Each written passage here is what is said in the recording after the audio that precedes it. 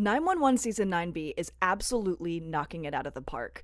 This show has returned to form, in my opinion, and is absolutely at the top of its game. We have had so many incredible episodes all in a row. I can't quite believe it myself. And last night's episode was absolutely no exception. Episode 15, Pick Your Poison, was one of the hardest episodes I have sat through since the Lab Rats arc last season with, rest in peace, Bobby Nash.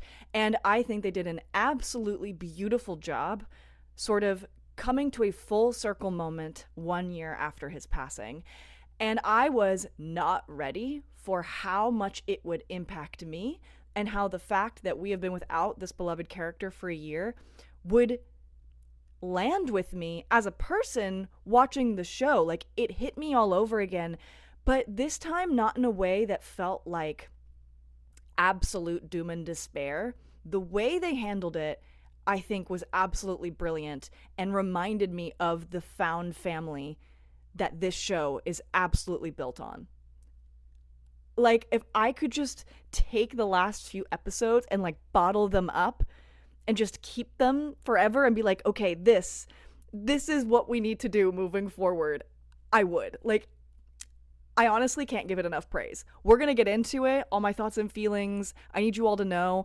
I know I've had a rough year with 911. It's been up and down. My opinions have gone all over the place. I was in, I was out, I was in, I was out.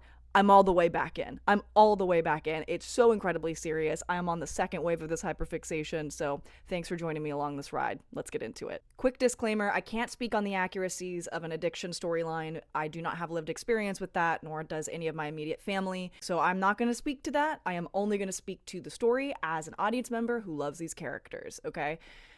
So, that aside, I was really worried going into this that they were going to do a few things. One, I was concerned that if they were doing an addiction storyline, they were going to downplay it or kind of gloss over it or fix it pretty quickly, and that was going to be problematic. I was also concerned that it would be overly depressing and horrifying and like traumatic. That was my second concern. And then my third concern is that it was going to be a red herring completely and that it was going to have nothing to do with that, and it was going to be like an anxiety disorder or something like that. So when I realized very quickly in this episode that not only were they going there, but they were going there all the way, I held my breath the entire time because I was like, are we going to do this correctly? And like I said, can't speak on the accuracies, but I think they handled it in the most 911 way possible, positive. I was so, excuse my language, fucked up I'm getting emotional thinking about it, over watching Buck struggle in that way. You know? And the only thing I thought was kind of like, and it not even frustrating because it was bad, but I was just like, oh my God, please, was when he was like on the verge of collapse and Eddie was not turning around and he wasn't noticing that Buck was falling apart. Like, come on, you guys. Anyone at this fire station, if you looked at him in the face, you could tell he was sick. Now, I understand, like, he was hiding it. Like, I completely get that. Makes sense. But, like, as the audience member, I was sitting there going, please, someone notice. Like, please, someone turn around and help him. And the whole exchange in the ambulance where he almost took those vials, I was so scared. I have not been that concerned about whether or not a character was going to do something like before. I can't remember the last time I felt that way. Oliver Stark's acting was absolutely profound in this episode. Like, this is the kind of TV that goes down in history for me. This is the kind of TV that reminds me why I love television so much and why I love following characters over a really long period of time. Brilliant performance, heartbreaking and really hard to watch. You know that I am invested in a story completely and totally when withdrawal doesn't trigger my emetophobia. I have emetophobia. Sometimes it's triggered by TV, sometimes it's not. Didn't have any issue with it, even though it was quite graphic in the show, because I was so concerned about his well-being, I literally couldn't think about my phobia. Do you understand how crazy that is? Like, that's how good his performance was, and that's how well it was written to me. The whole exchange with him and the doctor was really frustrating. I can't speak on whether or not that's accurate to how it kind of goes in real life, but that filled me with a lot of fear and dread, and I'm wondering how that's going to continue maybe affecting him down the road. Obviously, he's still going to be dealing with the repercussions of this whole experience, but I want to talk about the scene with him and Chimney. When I realized that Chimney was now in place of Bobby, and he was going to him as his captain, as the only one he could trust in the situation, because normally he would have gone to Bobby. And he was, in fact, dealing with a very similar thing that Bobby dealt with. I burst into tears. That closed the loop for me in a way that I didn't know I needed. Chimney mentioning, have you talked to Maddie? Have you talked to Eddie about this? The two most important people in your life? And him admitting that he hasn't. He's coming to Chimney first. And the way Chimney handled it was better than I could have ever asked for. The entire montage of them taking care of Buck so that he doesn't have to go to a facility, because he's got all these EMTs, we're all trained, and all these medical professionals. He is in good hands. Every single cast member, every single character banded together.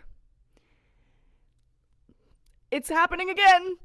The found family of this is why I love this show. Wow, I literally can't talk about it without crying, because that was one of the most beautiful things I've seen on this show. The montage, him struggling, they did not shy away from it, but I didn't know it was possible to show that kind of plotline and not make it traumatic. It was horrifying to watch, but he was so safe and taken care of, and everyone was loving him in the way that he deserved. And that's community care, okay? Shipping aside and all of that, that's where this show shines, is the found family.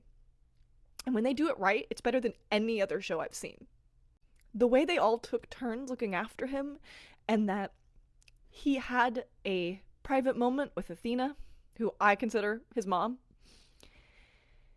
that she was able to be there for him even during Bobby Nash's anniversary, and that they join the group by the fire at the end, and they're all looking on Bobby's memory in joy instead of sadness, knowing that Buck is going to be okay. That's the legacy that Bobby Nash left behind. I never thought, after the fuck-ass shit they did last season, that they were going to be able to make this okay. I genuinely didn't. And for the first time in a year, I feel like I'm unburdened by that whole experience. As someone who loves these characters, who loved Bobby Nash, I feel like I can move on. What a gift. Cool. Crying on TikTok. That's really awesome. I'm not refilming this. I can't talk about this more than I am. The song Rescue was diabolical. Oliver Stark leaked that at the Rescueverse Con the previous weekend. What a troll. I say so lovingly. I'll never survive watching that scene again. I'm gonna cry every single time. I haven't even rewatched it because I can't. I just can't. You know what I mean? Need some time. On a lighter note, the May Ravi of it all was the light at the end of the tunnel we needed. We needed some levity, and I'm so glad it's not May Ravi Bones. I was really worried about that because I genuinely love them. I thought he was so sweet and cute for taking Harry literally. And I saw that they cut a kitchen kiss. It was released in the post-episode stills, so maybe we'll get one in a future episode, but I love that they're together. And I think it was probably in poor taste that they were doing that in Buck's kitchen while he was, withdrawing in the other room, so I get why they cut it. But May Ravi forever. Do you know what I mean? We love to see it. I'm running out of time, but the Athena plotline I thought was really interesting. The whole case and the poison and the twists and turns and the characters, the performances, really strong, really interesting. There wasn't too much of it. This is what 911 does best. When it locks in, it's really good. It's really good. I'm looking forward to, in a few days, rewatching this episode and taking some more time with it emotionally. Let me know what you all thought of it. Also, one last thing, I am going to be making a separate video on the Buck and Eddie of it all. I'm doing a whole separate buddy video because I don't have time. So look out for that.